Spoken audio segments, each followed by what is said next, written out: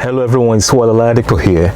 Now, Happy New Year! Happy New Year! Yeah! If you're watching me today, you're probably in the market to check different types of EVs that are out there that you might want to purchase in the future, in the nearest future, or maybe straight away. Or perhaps you have an EQC and you're just wanting to watch other videos to look at the experience of other people who have had the EQC. So welcome. I've had my EQC for about 8 months now. Those of you who've been watching my videos, I've documented several videos since I started about 6 months ago. I started the vlogging about my experience about 6 months ago. So I've actually posted not less than 70 videos, which is actually insane because I was reluctant to start at the beginning. So stick with me, don't go away at all. I'm going to share with you why I chose the EQC 400 over the compelling alternatives. Yes, compelling alternatives, because there are other great cars out there that you will be caught between very good cars, because you might not know which one to choose. If you are out in the market for a premium EV in this category, you realize that you're either looking for the EQC or you're looking out for the Audi Etron, which is a great car. I test drove that car before I got my EQC. Or perhaps you're looking for, you're also keeping an eye on the I-Pace, which is terrific on the outside. Now, those two cars are very great. I test drove both of them. But why did I choose the EQC? It turns out I chose the EQC because of a feeling. You can't believe that. Now, one of my mentors, who is a philosopher, said something to me a few years ago that actually stuck with me.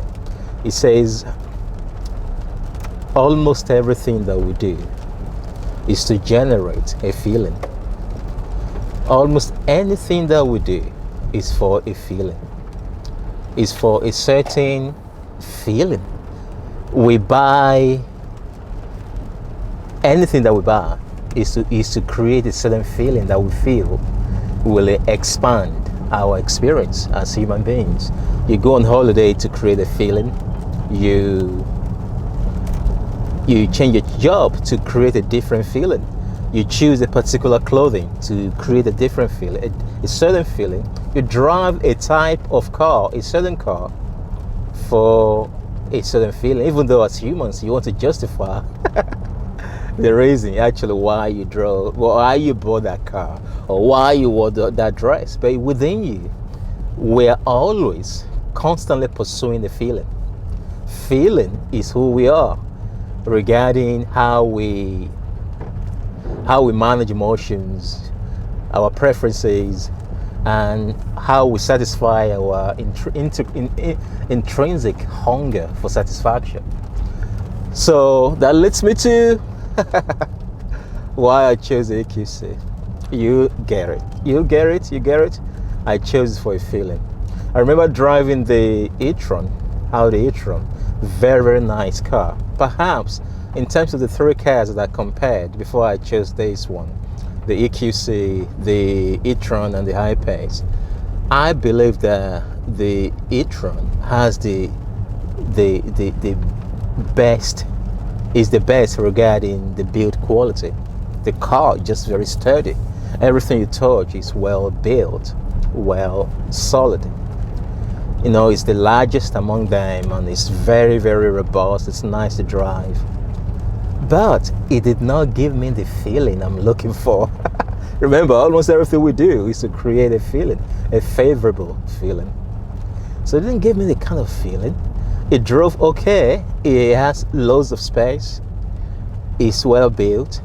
But that is not what I'm looking for. I'm looking for a certain feeling that is connected with the intrinsic feeling that I'm looking for, even though I may not know what I'm looking for.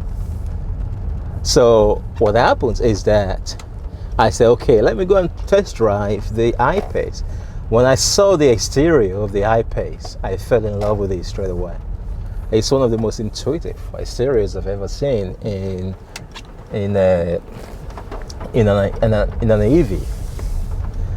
And when I got into the I-Pace, I couldn't believe what I was seeing, because it just looked like a glorified Ford Fiesta in the inside. By the way, if you drive an I-Pace, please don't kill me for this. This is just my kind of opinion. It's just very ordinary inside. I was thinking, oh my Gideon, look at the exterior, it's superb. I was expecting something as grand inside, only to just be treated with something that wasn't special. In my opinion, is even adequate enough for a car of that quality, of that price range. Now, then I test drove by the way, not in the same order that I've described. I think I test drove the iPad, that's the Etron first, and the EQC. Maybe that was the problem. Having been in an EQC, then I got into the I-Pace. I was thinking, are you kidding me? Now, I would take the exterior of the I-Pace, but the interior of the EQC, if there's a car there's a combination like that. So what I figured was that I couldn't get the feeling I'm looking for. Sometimes you don't always know what you're looking for, but when you get it, you feel it from the inside, almost like a sixth sense. So yes, this is for me right away. And for those who drive for pleasure, for enjoyment, you want to be happy while you drive, as opposed to those who's just looking for a car that solves a particular problem, like a practicality problem, a space problem, or a mileage problem. Maybe you want more range. But as far as I was concerned, I was looking for a feeling. And when I got into the I-Pace, that feeling was not satisfied.